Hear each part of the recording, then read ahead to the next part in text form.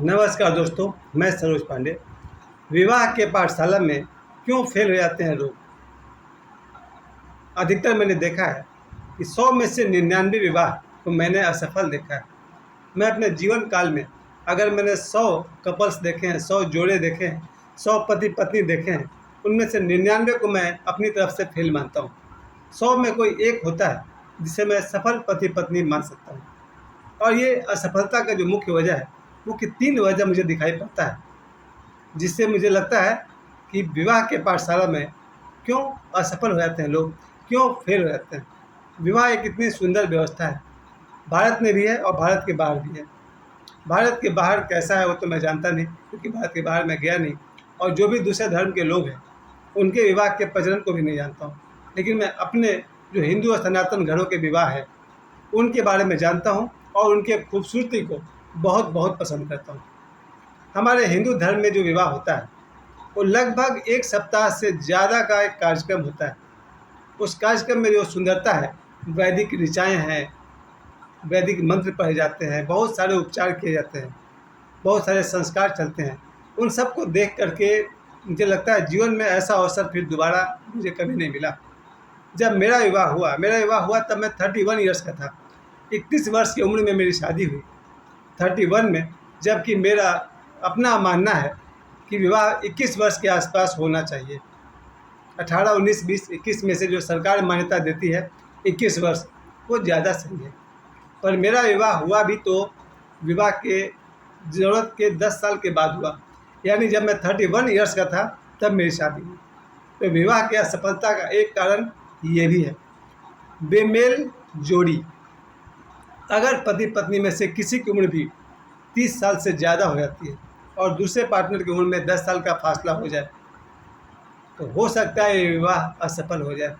और मैं ऐसे जीवन में बहुत सारे पति पत्नी को जानता हूँ जिनके बीच 10 साल 15 साल का अंतर रहा है और उनके बीच कलह हुआ है। तो विवाह एक ऐसा पाठशाला है जो हमें बहुत कुछ सिखाता है। क्या सिखाता है? विवाह से मुझे पहली बार पता चला कि अपने लोग के बाहर भी कोई ऐसा हो सकता है जो अपना हो सकता है। यानी मेरा विवाह अगर मैं पाथरडी का हूँ और मेरा विवाह अगर बोकारो में हुआ है तो 50 किलोमीटर दूर रहने वाला परिवार भी मेरा अपना हो सकता है। 50 किलोमीटर दूर रहने वाले मेरे सास और ससुर मेरे अपने माता और पिता हो सकते हैं, मेरे अपने भाई और स्वजन हो सकते हैं। ये बात मैंने विवाह से पहली बार सीखा कि जो हमें हमारे घर में जो रिलेशंस मिलता है उसको जस्ट डबल किया जा सकता है विवाह के द्वारा। यानी विवाह के पाठशाला में मैंने पहली बात यही सीखी कि मेरा परिवार दुगुना हो गया। मेरे 2 माँ हो गई, 2 पिता हो गए, बहुत सारे भाई हो गए, बहुत सारे बहन हो गए।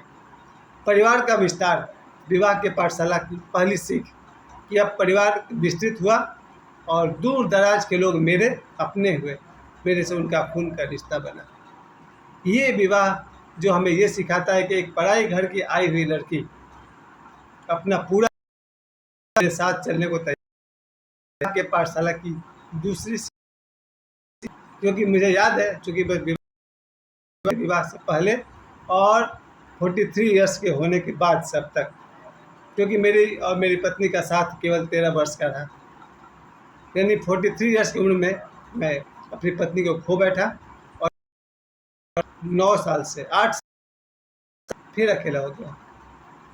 यानी कि जीवन के 40 साल मैंने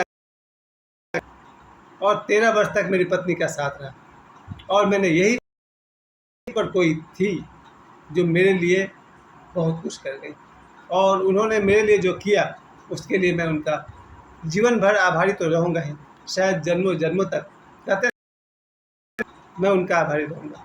मेरी पत्नी, उसके लिए मैं उनका हमेशा आभारी रहूँगा।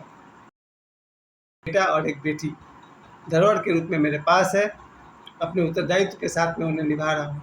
विवाह के पाठशाला में मैंने जो दूसरी चीज़ मैंने सीखी वो है कि पत्नी के सहयोग से, मैं पुरुष की तरफ से वीडियो बना रहा हूँ, अपनी तरफ से बना रहा हूँ, पत्नी के सहयोग से मुझे एक बेटा एक बेटी मिला, जिसे कहते हैं वंश परंपरा का निर्वाह होना। विवाह के पाठशाला में वो विवाह असफल हो जाते हैं जहाँ संतान नहीं होती है। कभी किसी स्त्री का कोई संतान नहीं होता, न बेटा न बेटी, ऐसे में समाज उसको बांझ कहने लगता है। 10 साल बीत जाते हैं, 20 साल बीत जाते हैं। मैंने देखा है ऐसे जिन्हें कोई संतान हुई ही नहीं। बहुत प्रयास किया रहा होगा, डॉक्टर्स को दिखाए, पूजा पाठ किए, लेकिन मरते दम तक उनकी गोद खाली की खाली रह गई।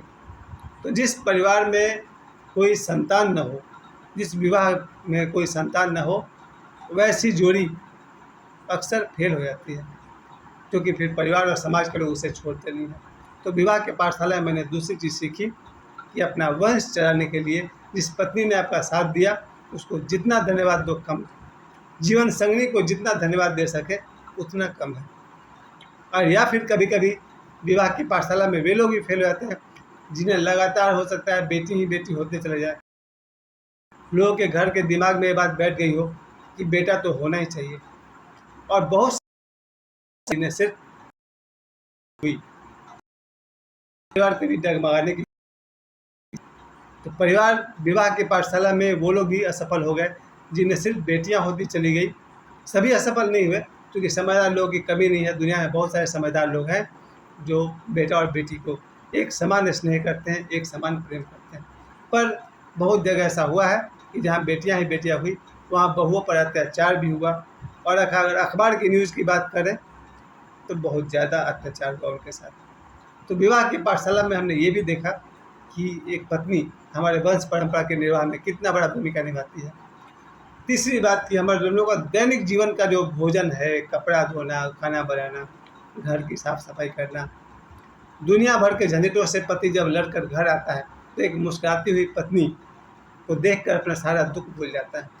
उस जीवन संगनी का जितना भी आभार प्रकट, यही है जीवन की पाठशाला की सीख। जो फेल हो गए उनके विषय में मैंने ये 5 पॉइंट्स बनाया है कि कौन से लोग असफल हो जाते हैं। विवाह में सबसे जरूरी चीज़ होता है पति पत्नी के बीच, भारतीय की मैं बात कर रहा हूँ, कमाने वाला होना चाहिए। क्योंकि भविष्य में जो पत्नी की ज़रूरतें उसे कौन पूरा करेगा? पति। जनरली और बात है 2024 पति भी काम करते हैं, पत्नी भी काम करती है। पुराने सोच को अगर मैं लेकर चलूँ तो पति वैसा होना चाहिए जो नौकरी करता हो, बिजनेस करता हो, पैसे कमाता हो, कैसे भी कमाता हो। जो व्यक्ति पैसा नहीं कमा सकता है वो विवाह की पाठशाला में फेल हो जाता है, निश्चित रूप से फेल होता है। हो सकता है उसके बाप दादा के पास बहुत संपत्ति हो, इसलिए वो बच भी जाए, लेकिन अगर बाप दादा के और पति भी कमाने वाला नहीं हुआ, पाठशाला में फेल हो जाते हैं। तो पहली शर्त मनी, पैसे का इनकम। दूसरी बात मैंने देखा है बहुत सारे पति पत्नी के बीच में संबंध इसलिए पति शाम को शराब पीकर घर आता है। मेरे बहुत सारे अनगिनत परिचित हैं जो शाम को बिना पिए रह नहीं सकते हैं, और पी के घर जाएंगे तो फिर पत्नी से झगड़ा होगा और विवाह की पाठशाला में ऐसे लोग फेल हो जाएंगे। तो पहला कारण मैं मानता हूँ मनी की कमी, और दूसरा कारण है शराब पीना रोज़ रोज़ प्रतिदिन या एक्सेस, और तीसरा कारण मैं देखता हूँ व्यवहार। अगर पति का व्यवहार पत्नी से अच्छा नहीं है या पत्नी का व्यवहार पति से अच्छा नहीं है, वैसा विवाह के पाठशाला में जो लोग होंगे तो फेल होंगे। तो और मैंने चौथा कारण मैंने लिखा है extra love affair, extra marital relationship. विवाह के बाद भी अगर पति को किसी और लड़की से या औरत से प्रेम हो गया, वैसे लोग का वैवाहिक जीवन असफल होगा ही होगा। या फिर कि पत्नी को किसी और पुरुष से प्रेम हो गया, किसी और लड़का से प्रेम हो गया, वैसी पत्नी का वैवाहिक जीवन नष्ट होगा ही होगा। यानी कि विवाह की पाठशाला में ऐसे लोग फेल हो जाएंगे। और इन 4 कारणों को मैंने लिखा, पैसे कमाना, शराब पीना, खराब बिहेवियर होना, एक्स्ट्रा मैरिटल रिलेशन होना, इन 4 कारणों से वैवाहिक जीवन असफल होता है, और इसका अंत होता है डाइवोर्स, तलाक, या फिर आत्महत्या, मृत्यु वगैरह वगैरह, हत्या, सब कुछ होता है। प्यारे दोस्तों, मैं यही कह सकता हूँ विवाह एक पाठशाला है जहाँ हमें बहुत कुछ सीखने को मिलता है, और विवाह के पाठशाला में क्यों फेल हो जाते हैं लोग, आप लोग समझ गए होंगे। इतने सारे कारणों की मैंने चर्चा की, आप सभी ने मुझे समय दिया, आप सभी को बहुत बहुत धन्यवाद। ईश्वर करे कि विवाह की पाठशाला में आप सब उत्तम श्रेणी से पास करें, आप सबका वैवाहिक जीवन सफल हो। मुझे समय देने के लिए आप सभी को बहुत बहुत धन्यवाद। प्रणाम।